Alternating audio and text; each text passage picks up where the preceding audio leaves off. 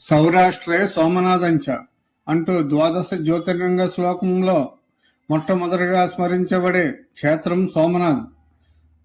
గుజరాత్ తీరంలోని ప్రభాస క్షేత్రంలో వెలిసిన ఈ ఆలయం కేవలం ఒక కట్టడం మాత్రమే కాదు, అది భారతీయ సనాతన ధర్మం యొక్క అజేయ శక్తికి, పునరుజ్జీవానికి నిదర్శనం.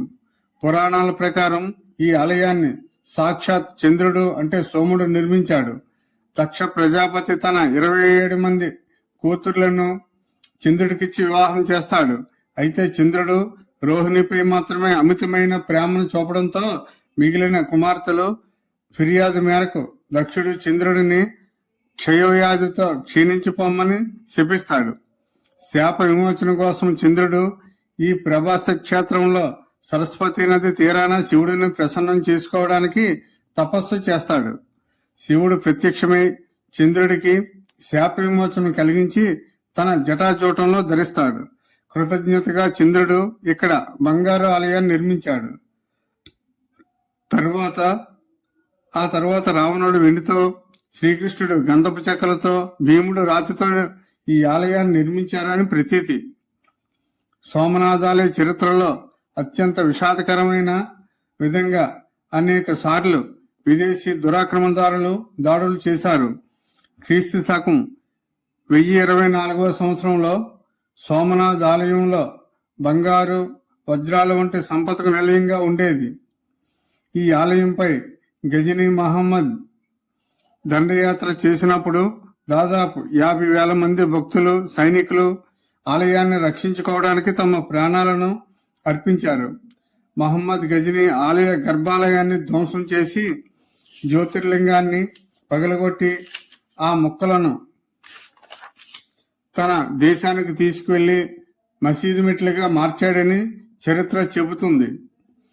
అల్లావుద్దీన్ ఖిల్జీ 1296లో, జాఫర్ ఖాన్ 1394లో, మహమ్మద్ బెగ్డా 1451లో వీరు కూడా ఆలయాన్ని ధ్వంసం చేశారు. 1706లో ఔరంగజేబు సోమనాథ్ ఆలయాన్ని పూర్తిగా నేలమట్టం చేయాలని ఆదేశించాడు. అయినప్పటికీ ప్రతిసారి హిందూ రాజులు ఆలయాన్ని పునర్నిర్మిస్తూనే వచ్చారు. ఎన్నిసార్లు ధ్వంసం చేసినా మళ్లీ ప్రాణం పోసుకున్న ఈ ఆలయం ధర్మం ఎన్నటికీ నశించదని నిరూపించింది. నేడు మనం చూస్తున్న భవ్యమైన ఆలయం వెనుక ఒక్క మనిషి సర్దార్ వల్లభాయ్ పటేల్ కృతనిశ్చయం ఉంది.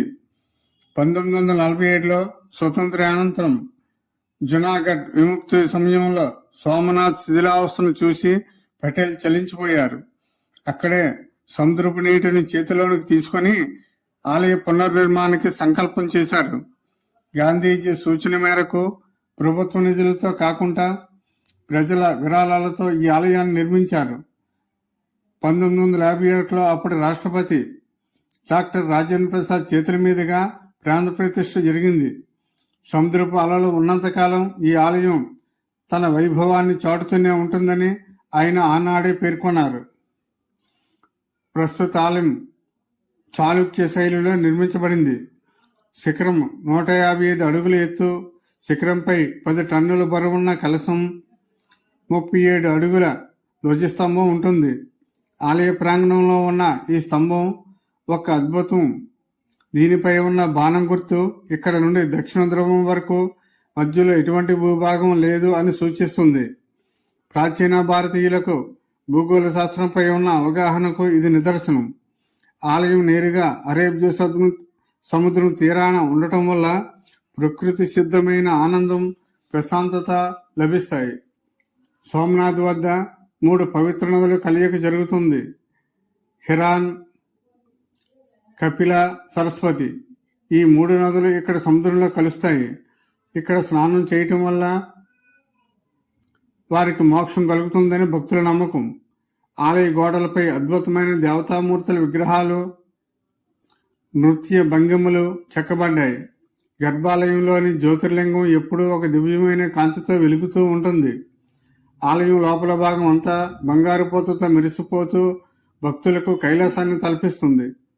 సోమనాథ్ కేవలం రాళ్లతో కట్టిన కట్టడం కాదు, అది పడినా లేచే మన ధర్మం యొక్క పట్టుదల. గజనీలు, ఔరంగజేబులు చరిత్రలో కలిసిపోయారు, కానీ శివుడు తన స్వస్థానంలో మళ్లీ మళ్లీ కొలువుదీరాడు. అధర్మంపై ధర్మం సాధించిన విజయానికి సోమనాథ్ నిత్య నిదర్శనం. ప్రతి భారతీయుడు తన జీవితంలో ఒక్కసారైనా సందర్శించి ఆ శివయ్య ఆశీస్సులు పొందవలసిన మహాక్షేత్రం ఇది.